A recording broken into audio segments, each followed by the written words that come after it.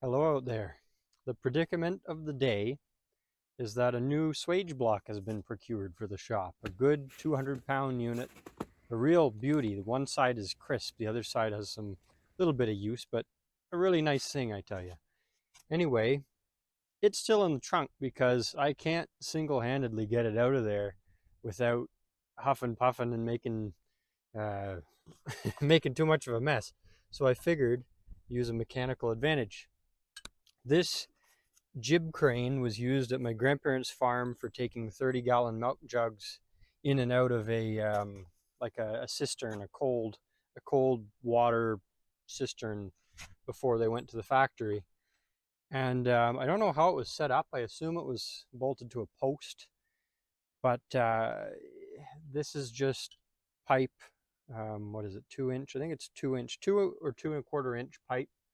This side's all busted. It's been sat in the ground for a while. The top's blown off. So it is 7 feet as it stands. I'm going to cut it back to 6 and fabricate up some mounts to put it right here on the corner of the shop wall. And that should be just perfect to put a hook on, lower it, take the swage block out, and then I'll have a limited twistability because of the way that this guy is. It's going to run into the wall.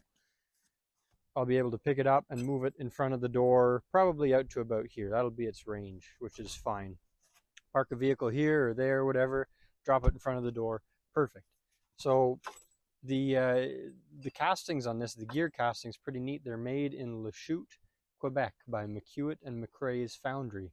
It's a very simple winch. The castings are designed to be bolted to a pipe, so kind of designed for this specifically. The cranks exploded at one point pretty bad, so it was popcorn welded back together. I'll make up a wooden handle for it real quick, bathe it in linseed oil. There's some pretty good slop in here. That'll be remedied by basically adding washers or making a new bushing for this area.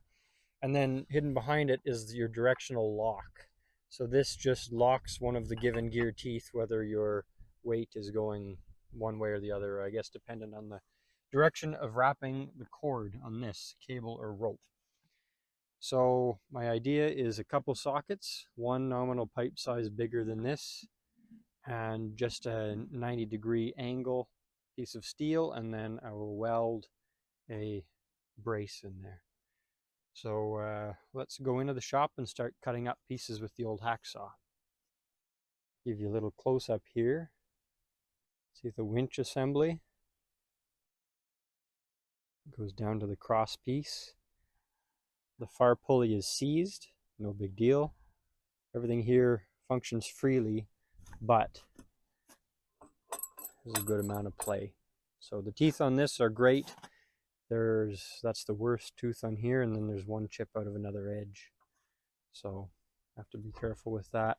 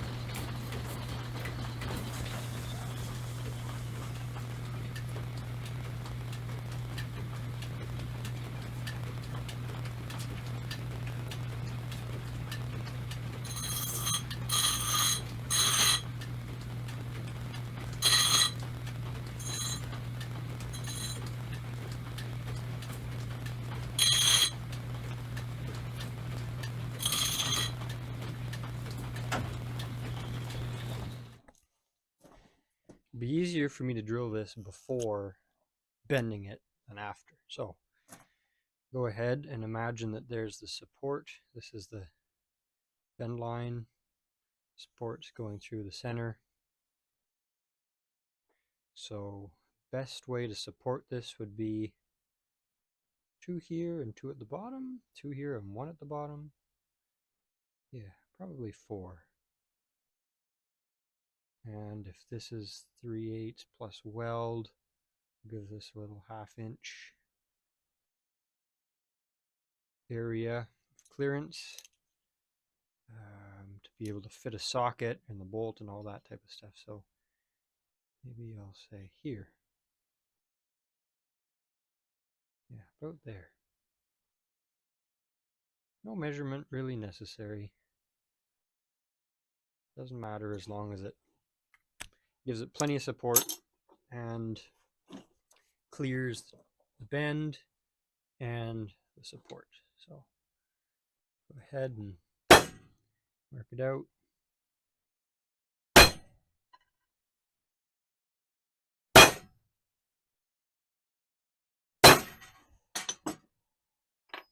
There we go, drill time.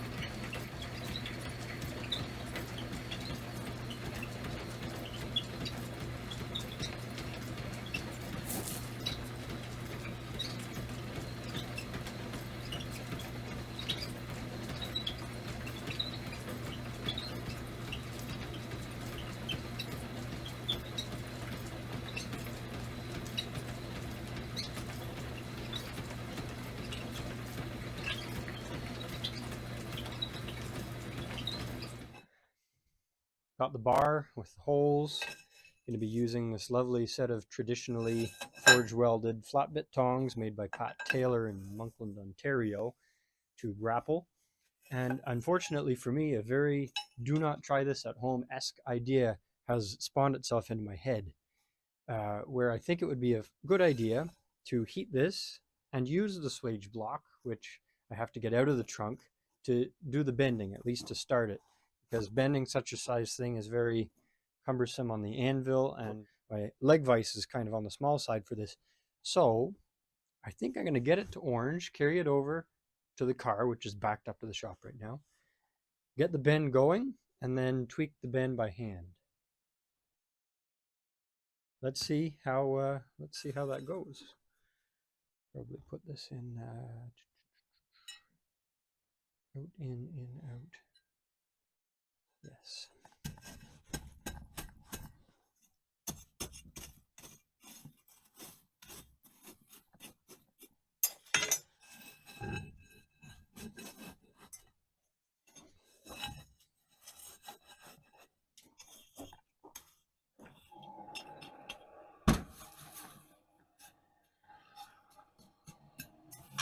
This is going to take some good heat.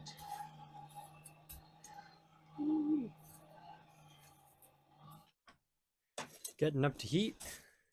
Before I get all the way there, I'm just going to mark it with the hot cut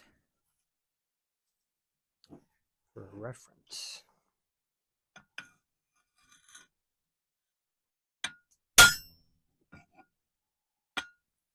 Yep,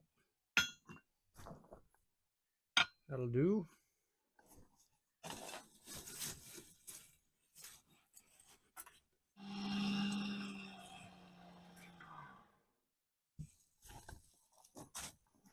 Well, here she goes. Woohoo, here she goes. I'm gonna dip the bottom in a bit of snow. Try not to burn my carpet, and I also put a spacer in the bottom of the slot. Okay, come on. Yeah. Yeah. Beauty of a Swage block. Ah, slick. Good.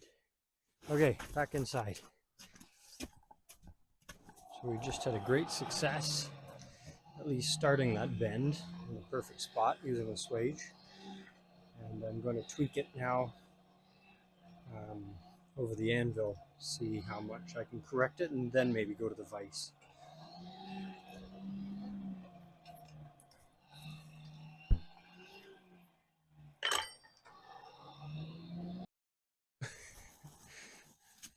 Lost the little puppy thing.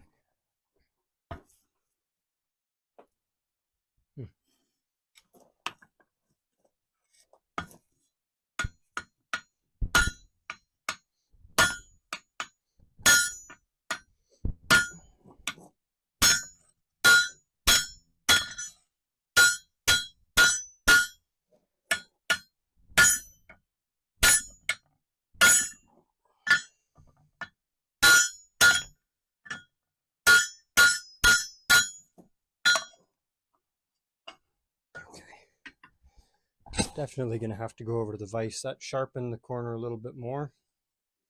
I'll go over and tweak it again.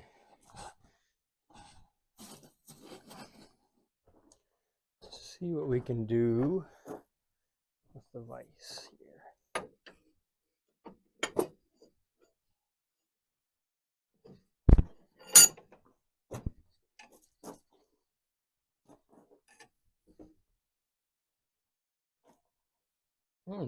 That's pretty good. Just tweak it by hand like that. If I over bend it and then bend it back, we'll be able to get a bit of a sharper corner, I believe.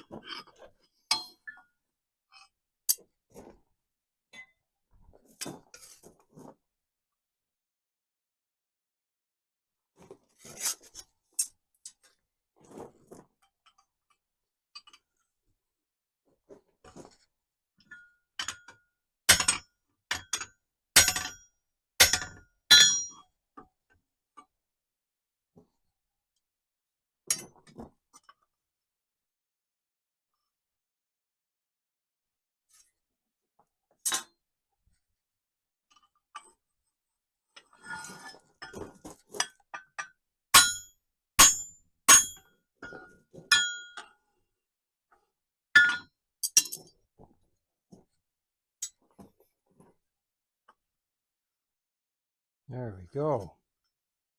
Nice.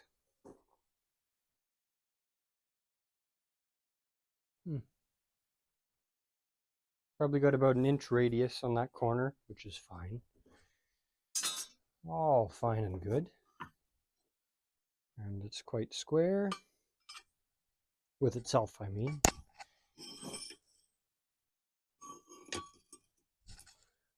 Well enough clearance for the bolt holes. This thing's good. On to the next.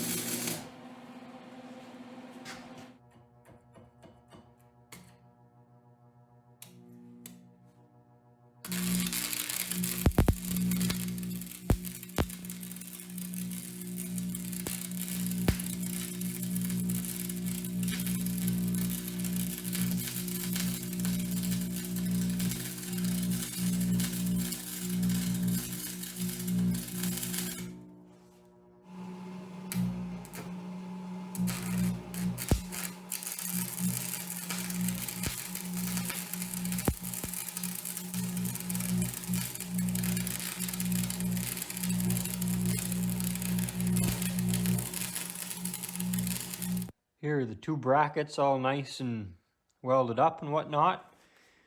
And now I'm having a look at the crank pinion. It seems like there's concrete that got into some of the teeth, which is very strange. It could be why a couple of them exploded.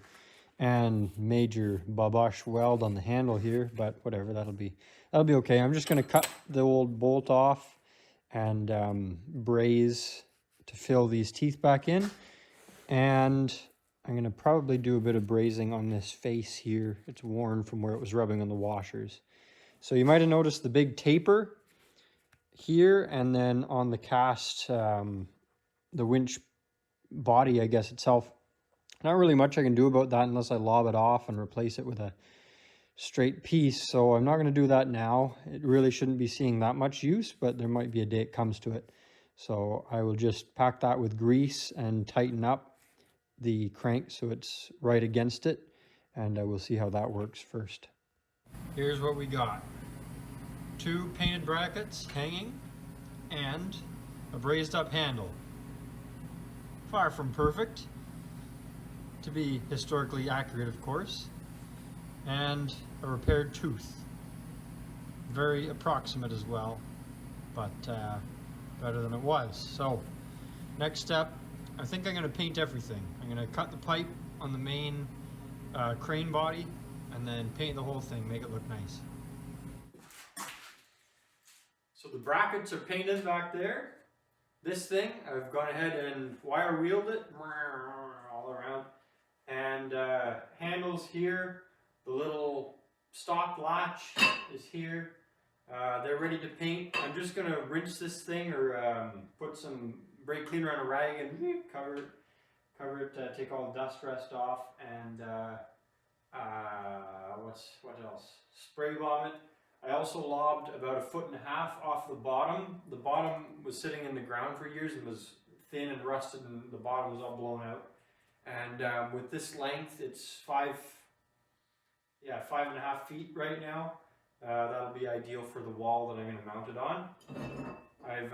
I'll fit this thing for fun.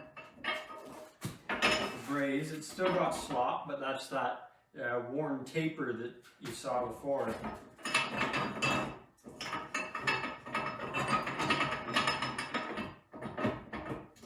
I think that'll work just fine. So I'll go ahead and paint it and give you an update soon.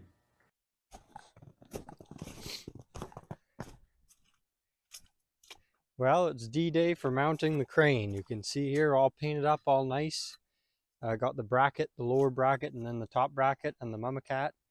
And so it's going to go right here on the edge. I moved this little power input box thing a little bit inward, and it'll sit here, and the bottom screws are going to, big studs are going to go right in. And then the top one on the corner, there's going to be clearance that I run a big carriage bolt or something through, so I can put a plate on the inside and it'll be pulling itself into like a big plate or a washer. So more strength there. So that's the bottom. And then I have to figure out, maybe I'll put it in position and then mount the top one with a ladder. We'll see. Anyway, let me grab the little drill here, and I'm just going to mark out the location with the small bit.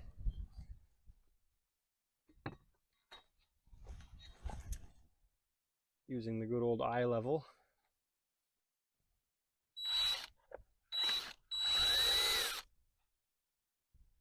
Okay, there are the holes for the lags. And then the last one for the carriage bolt is going to be with this big lad here.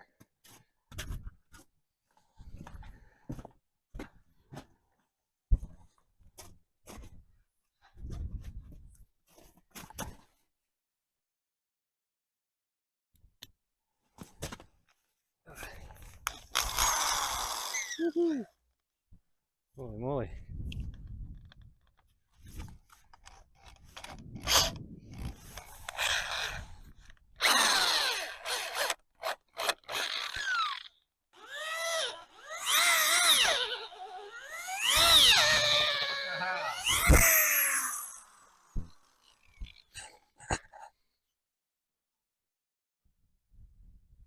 Well, I see we made it through, and I smell that the drill doesn't like me. Woo! Holy moly. Okay. Where'd the big bolt go?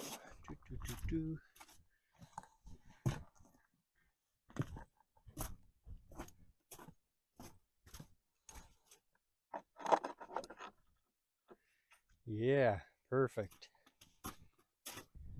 I'll get some studs now. Just realized I've been calling these things studs. They're just lag bolts.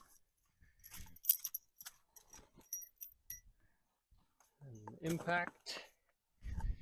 Doo-doo-doo-doo. Doo-doo-doo-doo.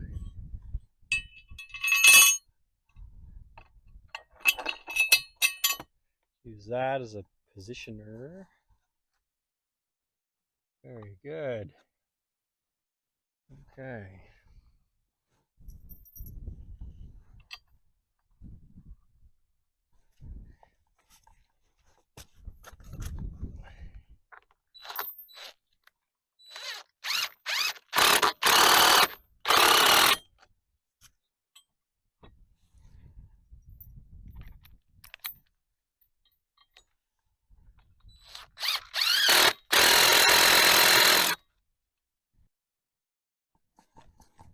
Yeah.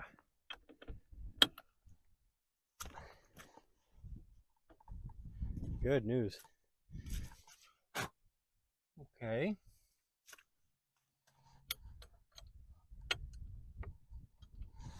So I'll go inside and just put a plate and a nut on that guy, and then figure out how to mount this.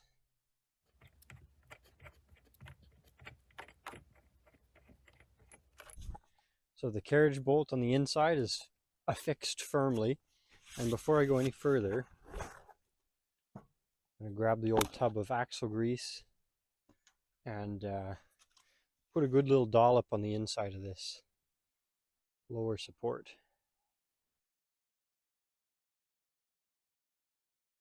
I did drill a hole in the bottom in case water decides to enter for a little drain.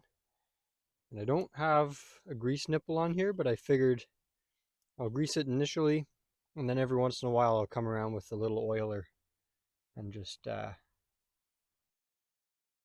put a few drips around the ring. There we go.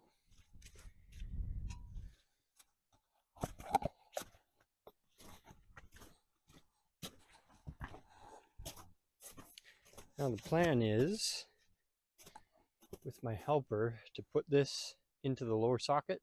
Then I'm going to climb up, drill, and put 2 lags in, and then I'll do the same thing. Put one, I guess the bottom, in this case, the bottom corner, drill a big hole through and put another carriage bolt to make sure it's locked. Not only is it in, but it's also locked from the inside. So.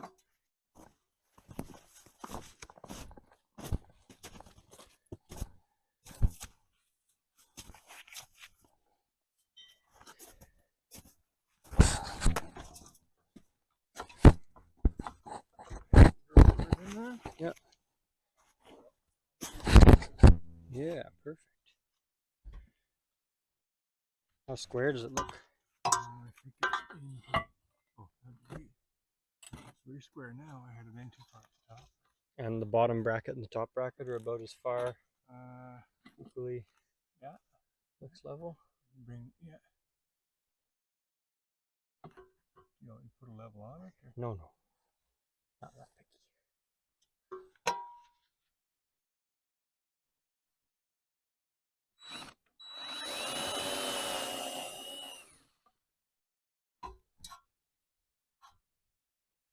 Yeah, that's going to be okay. Okay, should let her go, let her hang there for a minute. Yeah.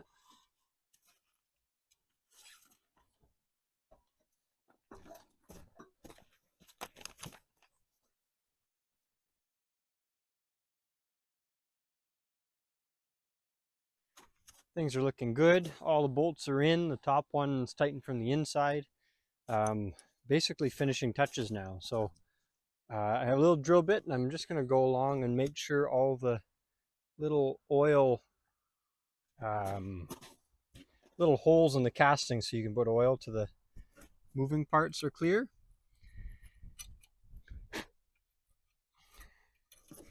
And wait for the mud wasps to come along and find nice little houses. So. Oof, this one's backed. Also going to put some grease on the crank shaft and the very worn tapered part there. Hopefully give it a little bit more life, if that's possible. And then it just comes down to really adding the rope and the hook.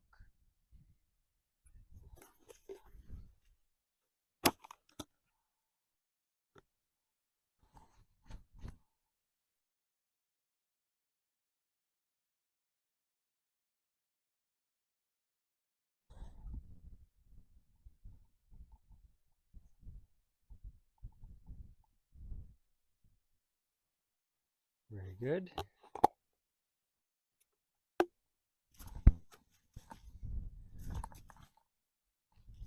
First thing's a little locking tab.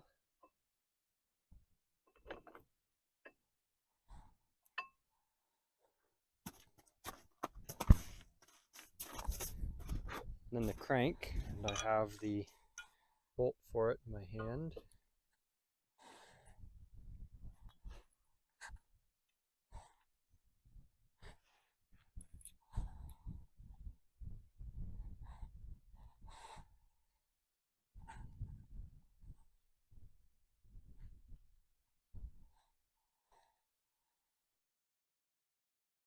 There.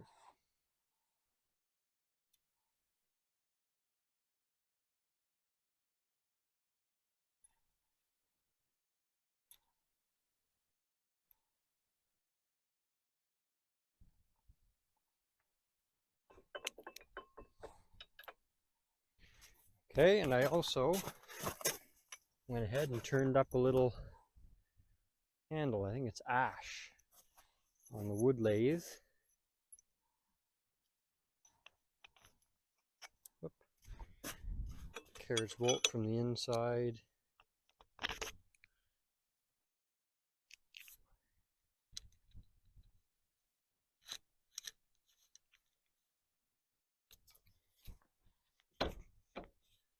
Whoops. Might have to put a stop there.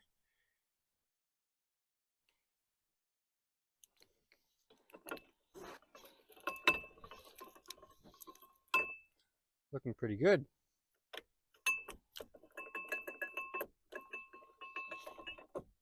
So based on the way the stop is set up, I know that the rope is going to need to come in from the bottom and then go up and over. So let me grab some rope and a hook and we'll go ahead and install that. So we're really getting to the final stages here. Go ahead and tighten this little handle.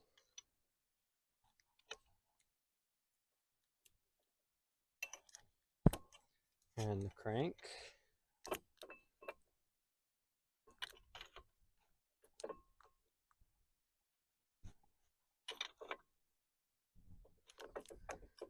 There we go.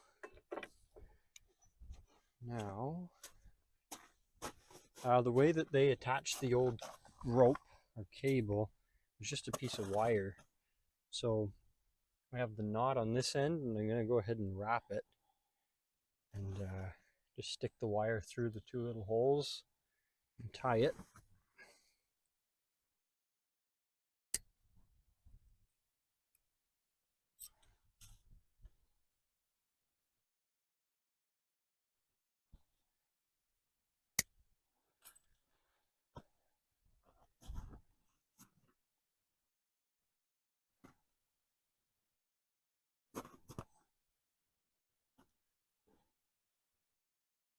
It's kind of a tight fit, so I'll have to,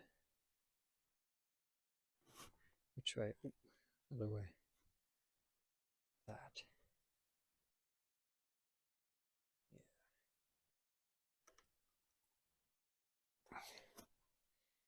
There we go. I'll give it some cranks.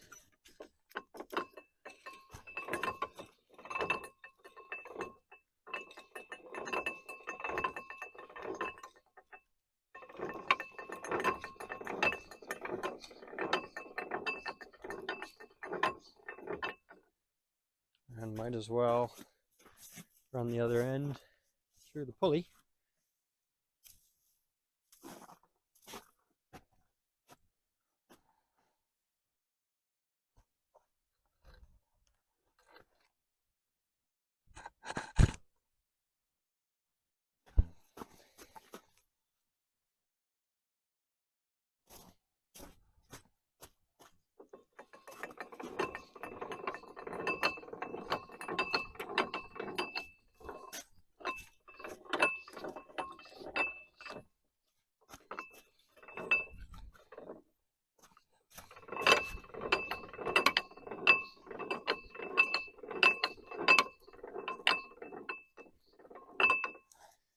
So 2 wraps around that pulley will be plenty.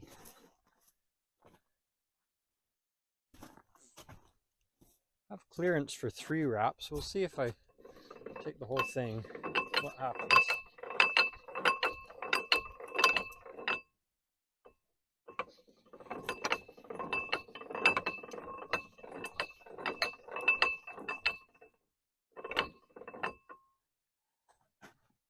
Yeah, that'll be okay.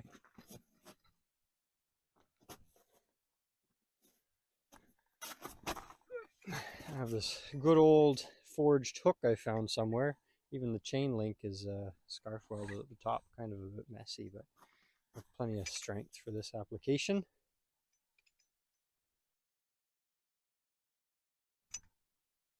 Do that. I'll use some more of that wire.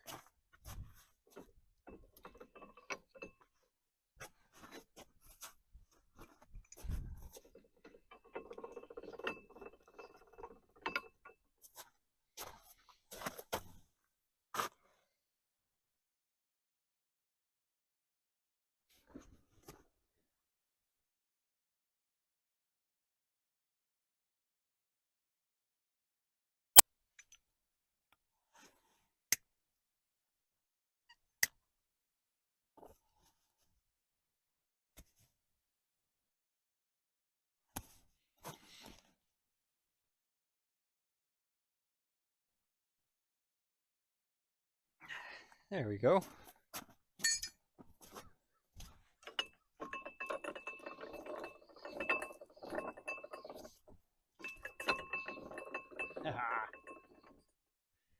Now the last and possibly most important element of a restoration is to paint the lettering. So I will go over that now.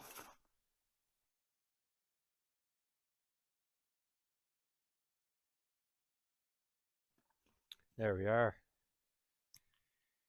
Okay, and now comes the real test. We're going to put it to work. Go ahead and bring the car over here and see if it can stand the 215-pound weight of a Jardine's number 2 Swage block. Not really sure how I'm going to do this, but I have a section of old forged link chain. Maybe this file can pry it. I don't know.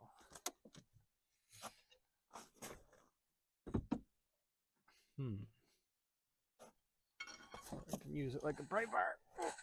Probably gonna explode. Oh, might work. Holy cow.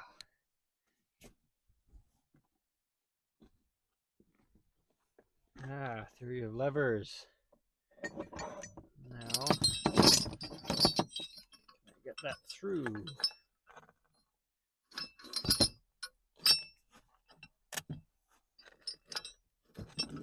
Woohoo! Watch out.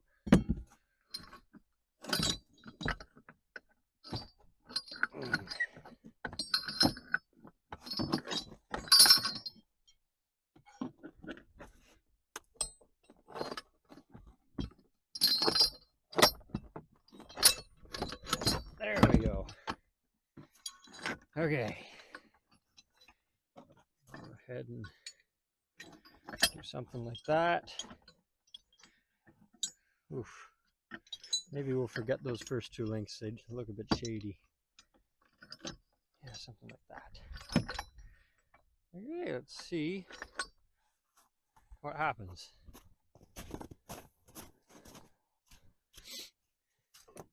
Here goes.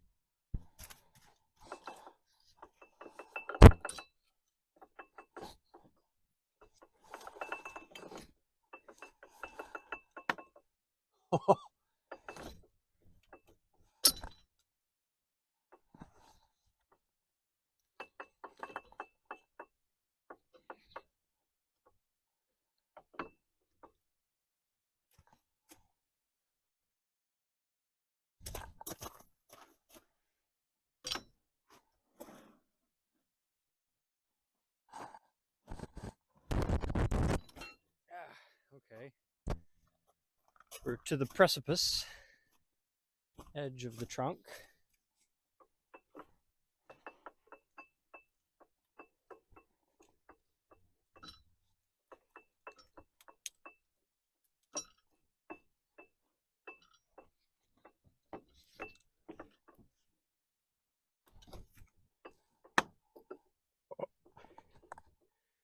She's definitely experiencing some load. I'll tell you that much. Now, a quick little numbers guess. This machine was designed to lift 30-gallon dairy cans into a cooling tank and out. And those were, assuming 8 pounds to a gallon, 240 pounds. This guy's 215. So it should be within possibilities. It's really more the mounting situation that's the trial and error aspect. And I don't really want to crush parts of my car. Oh, so we're clear. Just want to know if it's going to stay. Come on now.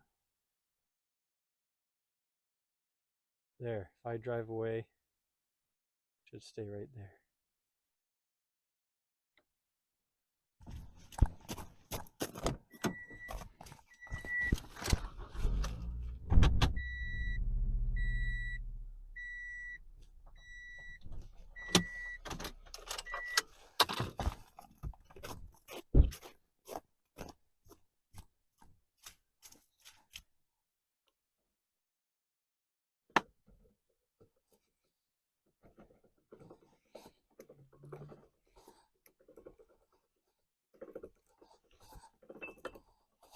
Now's when I let go and it hits me in the face like a cartoon. Tuck, tuck, tuck.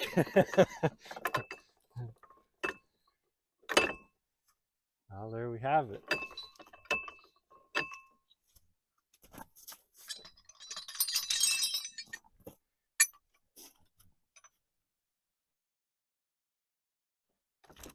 Whoop.